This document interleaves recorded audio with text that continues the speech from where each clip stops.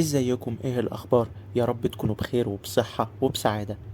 انت حققت نجاحات، واكيد في حاجات ما حققتش فيها نتائج زي ما انت عايز. بتواجه مشكلة انك دايما مش بتعرف تقبل قلة النتائج، مش بتعرف تقبل ان مستواك احيانا ما بيكونش زي ما انت عايز.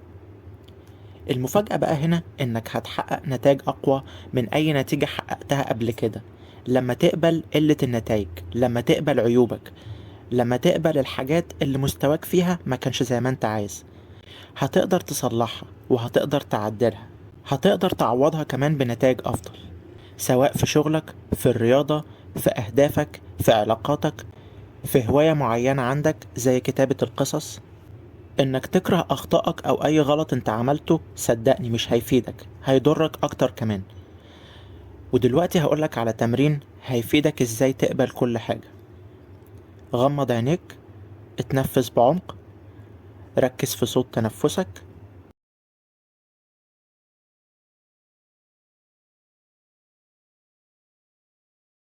ركز في جفونك كويس وتفاصيلها. افرد ظهرك. استدعي حب أي أكلة أنت بتحبها. ودلوقتي افصل الحب عن الأكلة. ابدأ ادي الحب ده لملامح وشك. هتلاحظ مقاومة، ادي المقاومة دي حب. ادي حب لمستواك في هواية معينة. هتلاحظ مقاومة، ادي المقاومة دي حب. ادي حب لمستواك في شغلك.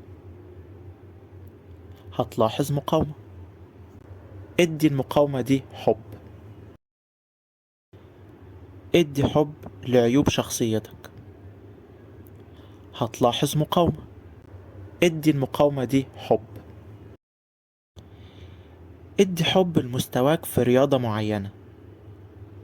هتلاحظ مقاومة، ادي المقاومة دي حب. ادي حب لكل غلطاتك وانك انت زعلت ناس كتير قبل كده.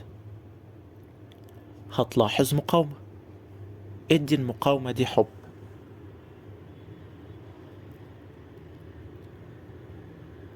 قبل كده اكيد كنت متطرف وكنت بتتمسك بافكارك رغم ان انت قدامك ادلة صحيحة، وكان لازم تغير طريقة تفكيرك، بس انت فضلت متطرف ومتكبر ومش عايز تقبل اي حاجة. ادي الحب للعيب ده لانك انت كنت متطرف.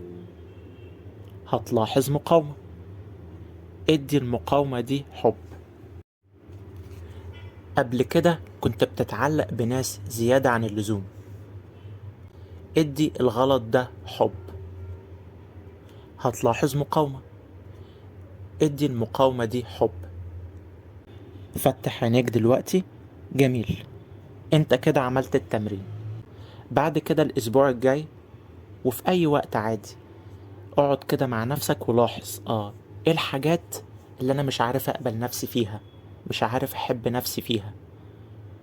ولاحظ كده وافتكر مع نفسك كويس، واقعد وغمض عينيك واعمل التمرين ده. هتحقق نتائج انت عمرك ما وصلت لها قبل كده وهتشوف. التمرين ده هيساعدك في انك تقبل اي حاجة ايا كانت عندك صعوبة في قبولها. اول ما تحب كل اخطائك هتلاقيها اختفت على طول، على طول. خلي بالك، اي حاجة هتقعد تقاوم فيها هتلاقيها بتزيد اكتر، كل ما تقاوم فيها هتلاقيها بتزيد اكتر. خلي بالك لو فضلت تكره عيوبك والاخطاء اللي انت عملتها هتزيد اكتر واكتر. دي حرب انت عمرك ما هتكسب فيها ابدا.